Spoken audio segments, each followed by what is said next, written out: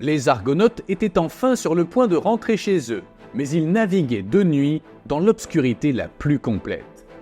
C'est comme s'ils flottaient sur les eaux terribles des rivières du monde souterrain. Ils étaient complètement désorientés dans l'obscurité. Entendant les prières de Jason, le dieu Apollon tira une flèche brillante dans le ciel, et sa lueur indiqua le chemin que les Argonautes devaient suivre. En rêvant, Euphémius, considéré comme le plus juste des Argonautes, reçut la visite de la nymphe Libye, qui lui dit que ce n'était pas son destin d'être emmenée en Grèce. Elle devait être ramenée dans les domaines de Poséidon, et là, elle créerait un royaume pour Euphémius. Euphémius fit part de son rêve à Jason et lui montra une pierre qu'il avait emportée avec lui en souvenir de la visite des Argonautes en Afrique du Nord. Jason interpréta le rêve et dit à son ami de jeter la pierre dans l'océan. Euphémius agit en conséquence et laissa tomber la pierre dans la mer. Une île surgit parmi les vagues, à l'endroit même où la roche s'était enfoncée. C'était l'île de Caliste, aujourd'hui connue sous le nom de Santorin. Là, Euphémius et ses descendants régneraient longtemps. Dans le port d'Iolcos, le roi Pélias regarda approcher le navire des Argonautes, après avoir accompli une tâche que tout le monde croyait impossible. Jason se tenait fièrement à la proue du navire, brandissant la toison de bélier doré qui avait sauvé la vie de Phrixus. Le roi intrigant n'avait pas l'intention d'honorer son accord avec Jason et de lui confier la couronne à laquelle il avait droit. Cela dit, il n'était pas assez fou pour le défier alors qu'il était entouré de ses puissants camarades.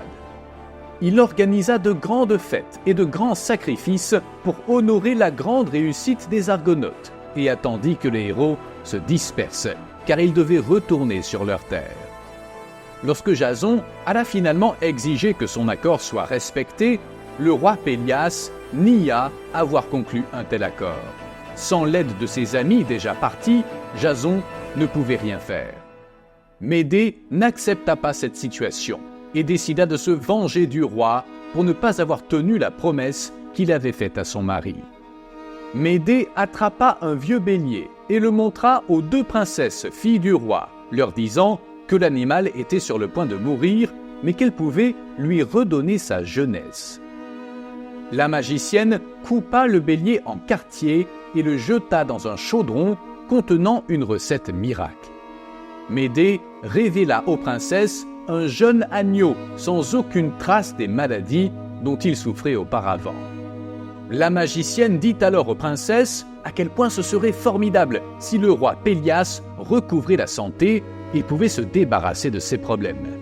Les filles de Pélias étaient ravies d'une telle idée, car le roi souffrait de plusieurs maladies chroniques. Médée leur expliqua alors en détail ce qu'elle devait faire. Pendant que le roi Pélias dormait, ses filles entrèrent dans sa chambre et le dépecèrent. Elles préparèrent la recette magique, exactement comme Médée le leur avait enseigné, mais le résultat n'était pas tout à fait celui auquel elles s'attendaient. Les filles du roi furent désespérées lorsqu'elles se rendirent compte qu'elles avaient été trompées par la méchante magicienne. Elles avaient assassiné leur propre père. Acaste, le fils et héritier de Pélias, bannit Jason et sa sinistre épouse de leur royaume nouvellement hérité. Le héros et sa femme se rendirent à Corinthe, où ils avaient des parents. Cependant, le sort du chef des Argonautes allait être aussi tragique que celui du roi Pélias.